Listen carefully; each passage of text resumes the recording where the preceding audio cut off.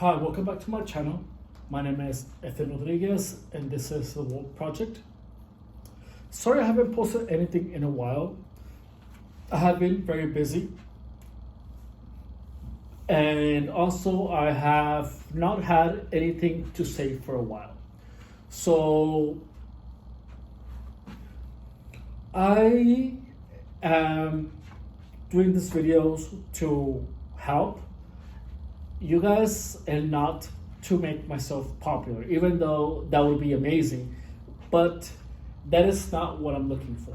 So if I was trying to just make this channel blow up, I would post as much content as I possibly could, regardless of my connection, or regardless if I had a connection with it or not.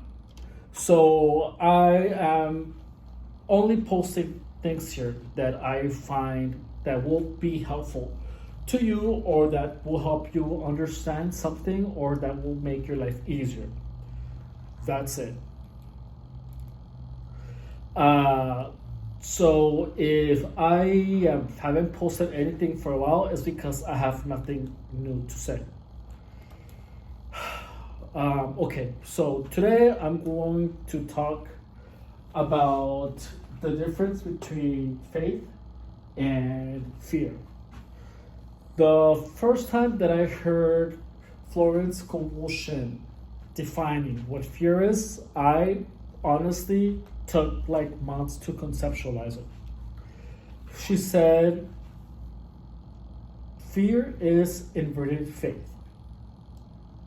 Now that I think about it, it makes sense, but how the fuck do you invert faith? You know, it makes sense. Like, you would think that fear is the diametrically opposite emotion from faith, right? But that wasn't clear enough for me, so I kept simmering on that thought and figured out an explanation that worked for me. So now, first, what is fear? So fear is boundless belief in an undesired outcome.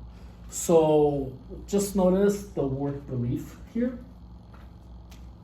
All right.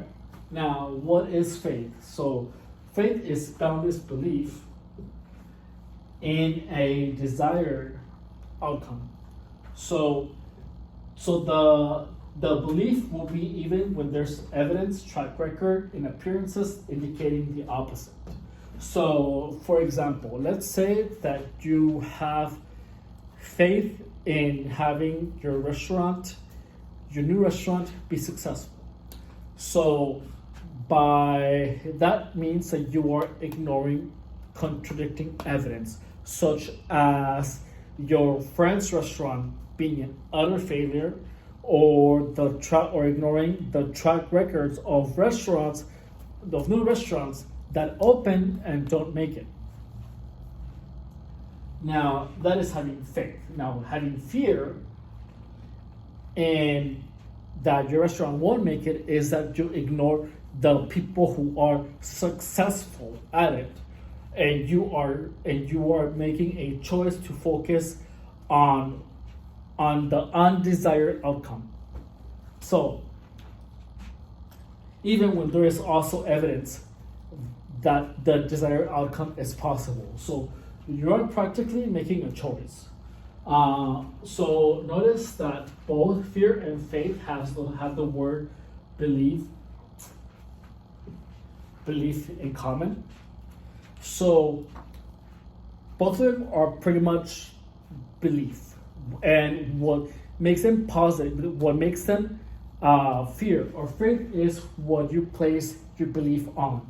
So let's say here, circumstances plus belief in a positive outcome is faith, and circumstances plus a belief in a negative outcome is fear. Now, belief in itself is neutral. It is indifferent. it doesn't care if you put it to something that will benefit you or something that will harm you or that is detrimental to you. So faith or fear is literally up to you. Now, another example would be the brothers that invented airplanes. There were a lot of everyone at the time was trying to create a machine that would fly, and even people who were more, let's say, more bound to be successful, such as engineers or people who were schooled to make something like that happen, would do it before they did. But guess what? Even though when there was enough evidence that the possibility of them flying was